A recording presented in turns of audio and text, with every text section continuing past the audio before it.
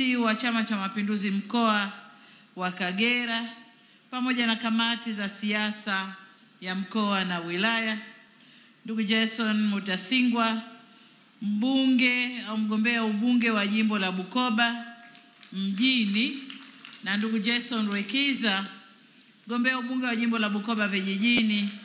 Tambue uwepo wa wagombea wote wa ubunge majimbo ya mkoa huu, wagombea wa nafasi za udiwani, waheshimiwa viongozi wetu wa dini, waheshimiwa wazee wetu, machifu wenzangu, ndugu zangu wanahabari, wasanii wetu pamoja na vikundi mbalimbali vya hamasa, ndugu wa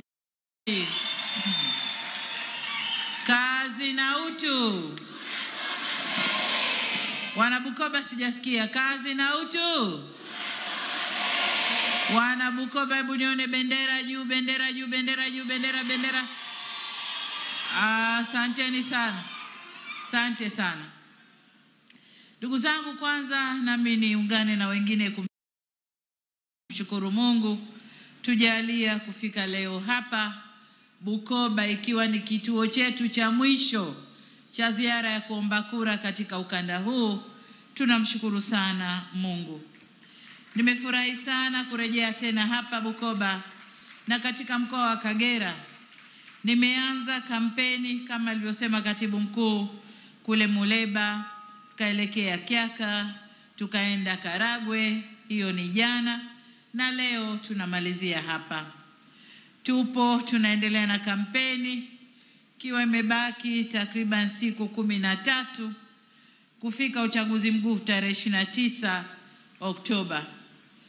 Ndugu zangu, tangu tulipoanza kampeni tarehe 28 mwezi wa 8, tumeendelea kuzunguka kote nchini kueleza wananchi kuhusu utekelezaji wa ahadi zilizotolewa na Chama cha Mapinduzi kupitia ilani yake ya mwaka 2020 hadi 25 na mipango yetu kwa miaka 5 ijayo, ili tupate ridhaa yenu mturuhusu tuendelee kuongoza tena taifa hili.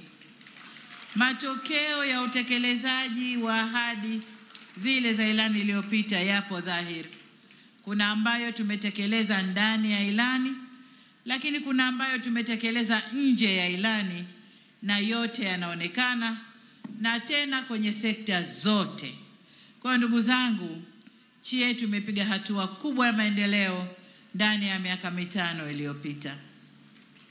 Nikijielekeza hapa mkoani Kagera, mwaka 2022 nilifanya ziara yangu ya kwanza mkoani hapa kama Rais wa Jamhuri ya Muungano wa Tanzania, na wamesema hapa kina Dr. Bashiru na mwenyekiti, katika ziara ile nilielezwa mengi ambayo yanapaswa kufanywa ndani ya mkoa huu ili mkoa unyanyuke kiuchumi na tupunguze kiwango cha umaskini.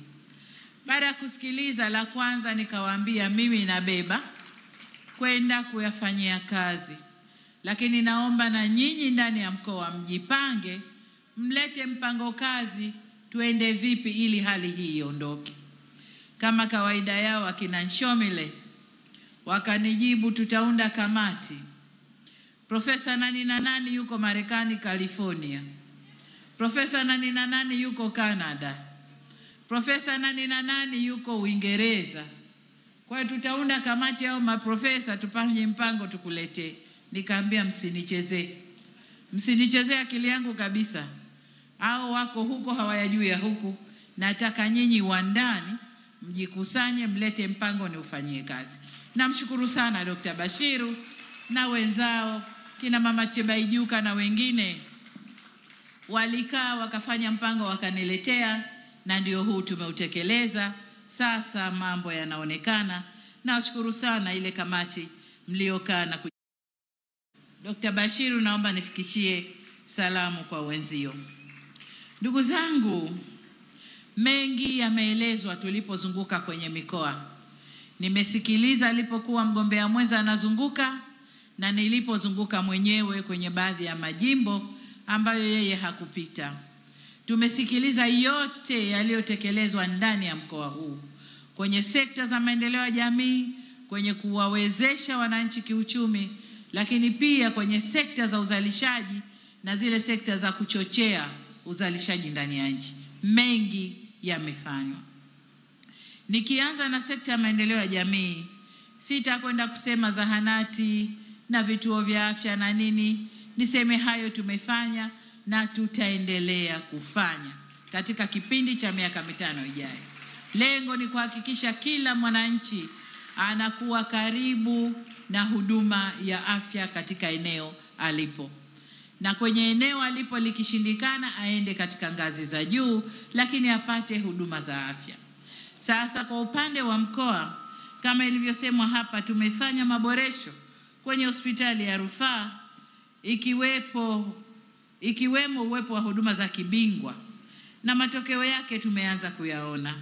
Katika kipindi hiki, idadi ya wagonjwa waliotibiwa kwenye hospitali ya rufaa mkoani humu imepanda kutoka 128,305 mwaka 2021 hadi 478,200 mwaka huu 2025. Yaani kuna ongezeko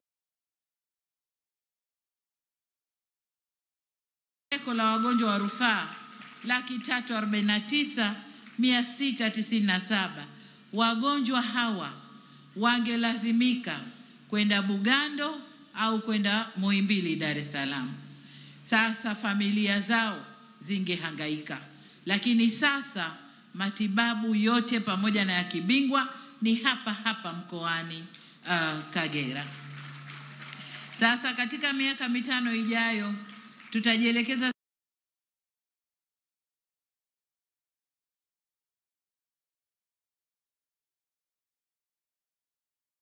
zaidi kwenye kuongeza ubora wa huduma ili utoaji wa huduma uendane na uwekezaji uliofanywa.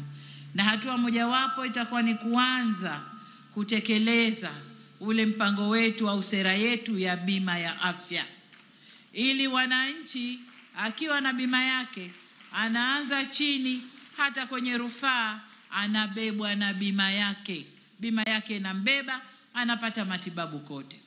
Lakini bima ya afya hii inakwenda kuondoa lile tatizo lililoleta manunguniko nchi nzima, kwamba mtu ametibiwa, bahati mbaya ametangulia mbele ya haki, ndugu zake wanaambiwa msichukue maiti mpaka mlipe. Ile inakwenda kuondoka, bima ya afya itakwenda kubeba mzigo huo. Bima ya afya oye! Lakini zaidi ya hayo, nimesema wakati nikifungua kampeni kwamba ndani ya siku 100 za kazi, mkitupa ridhaa, tunakwenda kuajiri wataalamu 5,000 wa sekta ya afya na tutawasambaza nchi nzima. Kwa upande wa elimu, tumesikia madarasa yaliyojengwa msingi na sekondari, shule mpya zilizojengwa msingi na sekondari kila pahali. Lakini fedha iliyoletwa kwa ile mpango wetu wa elimu bila ada, mwananchi hulipi ada, lakini serikali inalipa ada ya mtoto wako. Pesa ambayo serikali singelipa, mwananchi ungebidi ulipe, lakini serikali tumebeba mzigo huo. Sasa zaidi ya hayo, kimkoa hapa tumejenga shule 3 za amali na shule ya sayansi ya wasichana. Hizi ni kimkoa. Vile vile kama ilivyosemwa hapa, tumejenga vyuo vya VETA 5 ndani ya mkoa huu, ikiwemo chuo cha VETA cha mkoa cha Burugo hapa Bukoba. Kwa upande wa elimu ya juu, imesemwa hapa kwamba tunaanzisha kampasi ya chuo kikuu cha Dar es Salaam na ujenzi umefikia 70%. Tunapoendelea mbele na mkitupa ridhaa, tutaendelea kusimamia elimu bila ada kwa watoto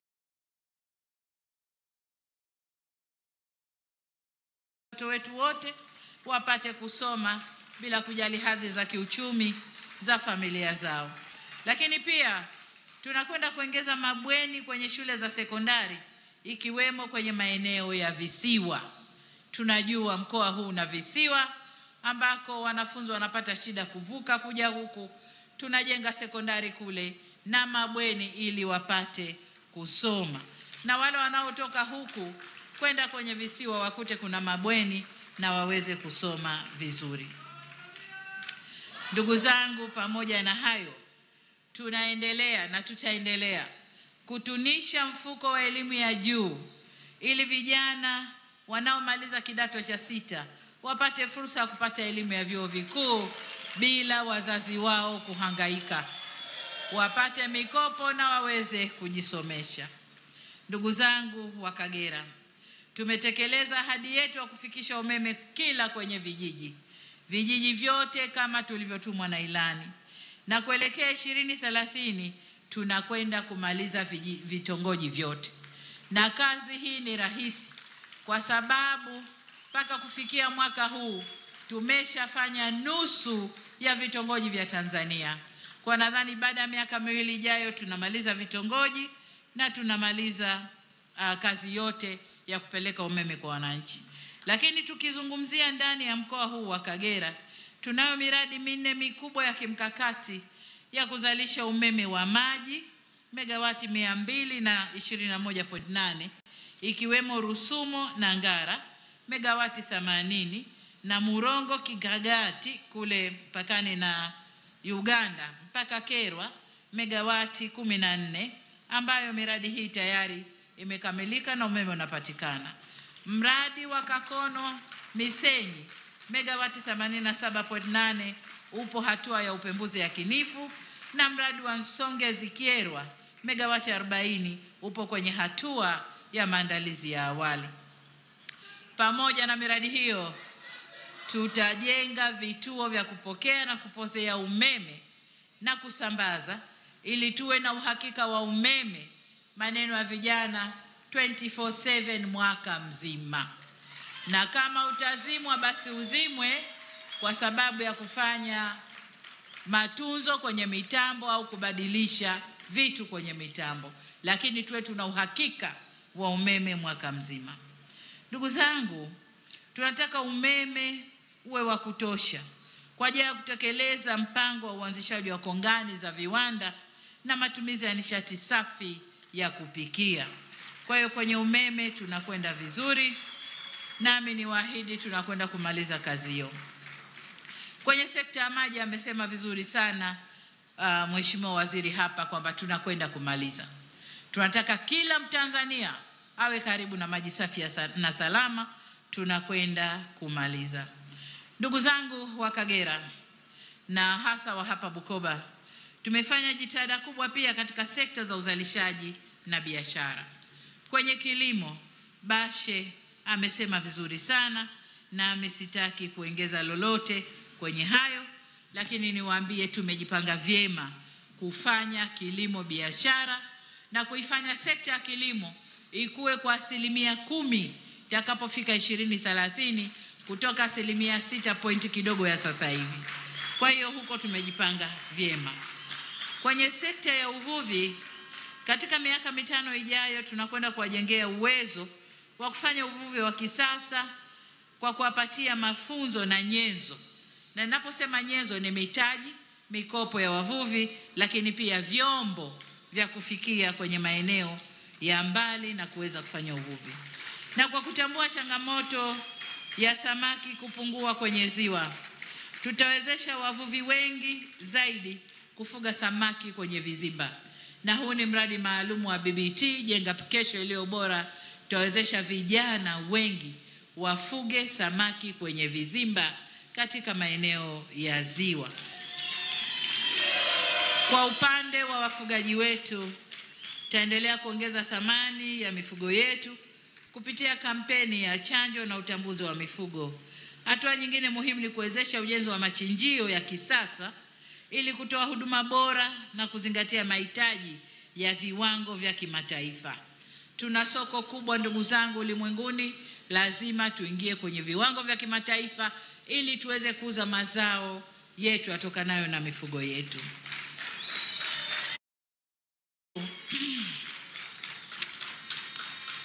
Ninafahamu kuhusu changamoto inayowakabili ndugu zetu wa machinga kukosa eneo la kufanyia biashara, na ndio maana sasa tunajipanga kujenga soko kubwa au jumba kubwa la wamachinga Bukoba mjini au Machinga Complex hapa Bukoba mjini.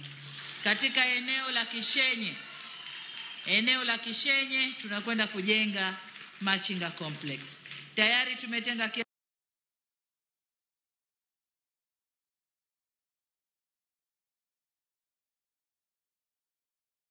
shilingi bilioni 10 kwa ajili ya soko hili. Ni jengine sasa kwa ajili ya soko hilo la Machinga, na ninawaahidi kuwa tutaendelea kukamilisha mradi huu.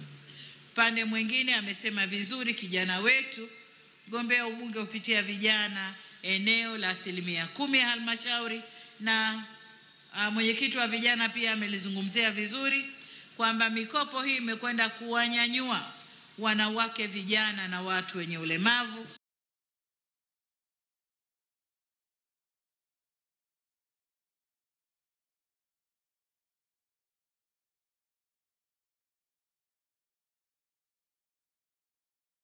na hii ndio sera tunayokwenda kuendelea nayo, na jinsi uchumi unavyonyanyuka ndio kiasi cha fedha cha kukopeshwa kwenye 10% hii kinavyoongezeka.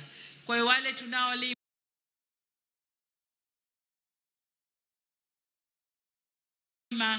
kahawa tulime kwa wingi, tuuze kwa wingi, halmashauri zikusanye, mfuko huu uongezeke.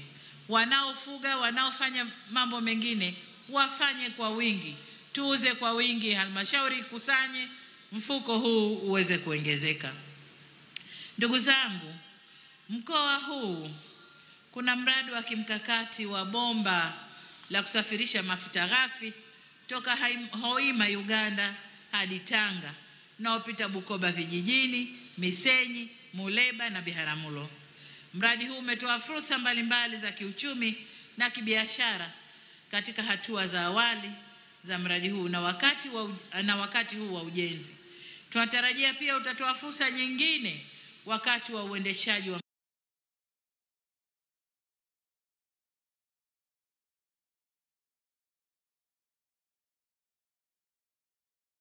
mradi huu, hasa kupitia makampuni ya watoa huduma. Hivyo hatuna budi kuzichangamkia fursa hizi. Ndugu zangu, katika hatua hii nizungumzie swala la miundombinu wezeshi kwa maendeleo ya uchumi na huduma za jamii. Katika kipindi cha miaka 5 hii tunayomaliza, mengi yamefanyika, ikiwemo ujenzi wa daraja la Kitengule linalounganisha barabara kuu ya Kyaka, Bukene, Benako na barabara ya Kagera Sugar Junction hadi Kakunyu katika wilaya za Misenyi, Karagwe na Ngara. Kamilika kwa daraja hili na barabara hizi kumewapunguzia wakulima wa miwa umbali wa kusafirisha malighafi toka kilomita 140 hadi kilomita 44 hadi kilomita 14 tu. Walikuwa wanazunguka kilomita 140, sasa kilomita 14, na miwa inafika ikiwa na hadhi yake ile ile. Katika miaka 5 inayokuja, kitupa ridhaa yenu, tutaendelea kukamilisha ujenzi wa barabara ya Lusahunga Rusumo ya shilingi bilioni 153,560 ambapo umefikia 19%. Miongoni mwa miradi mingine ambayo ipo kwenye ilani ni pamoja na ujenzi wa barabara ya Lusahunga Rusumo kilomita 92, ujenzi wa barabara ya Murugarama Rulenge Nyakahura kilomita 85, na kujenga kwa lami barabara ya Kajai Bwanjai mpaka Buyango, pamoja na barabara za ndani za Mutukula mjini. Zote ziko kwenye ilani, tutakwenda kujenga kwa kiwango cha lami. Tumeanza maboresho makubwa kwa bandari ya Kemondo kwa kuongeza urefu wa gati na kupanua mlango wa meli. Imesemwa vizuri hapa na mwenyekiti kwamba sasa meli kubwa kama MV Mwanza inaingia hapo Kemondo kupakia na kushusha bidhaa. Lengo ni kuwezesha meli kubwa za mizigo na abiria kutia nanga kwenye bandari hiyo. Aidha, mamlaka bandari tayari inamiliki eneo la ekari 100 kwa ajili ya kuweka miundombinu muhimu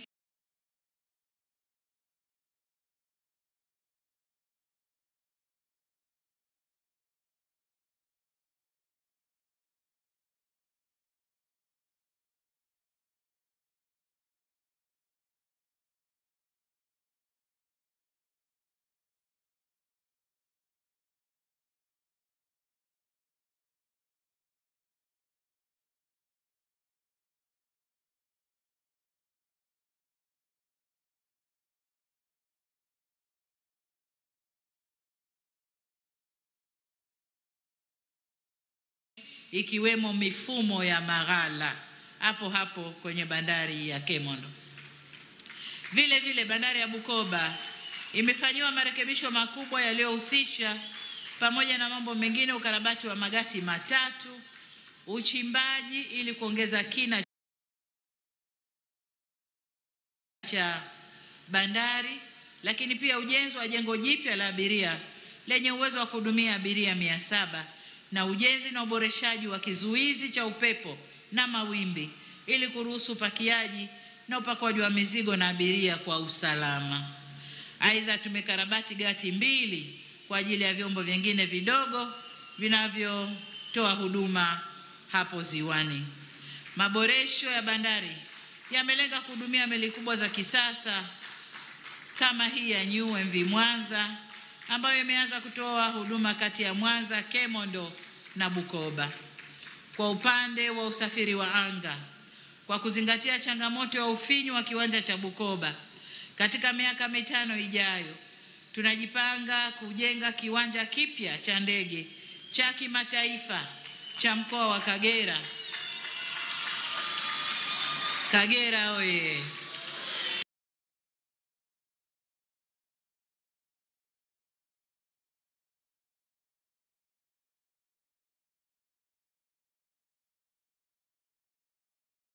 Kiwanja hichi tutakijenga katika eneo la Kiabajwa lililopo wilaya ya Misenyi.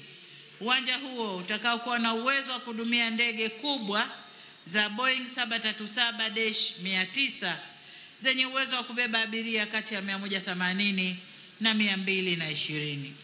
Ninafahamu ndugu zangu kuhusu changamoto ya mafuriko ya mara kwa mara katika mto Kanoni. Niwajulisheni kwamba tayari tumeanza kulifanyia kazi swala la ujenzi wa kingo za mto Kanoni ambao utaondoa kabisa changamoto ya mafuriko hapa Bukoba mjini. Tayari taratibu zote zimekamilika.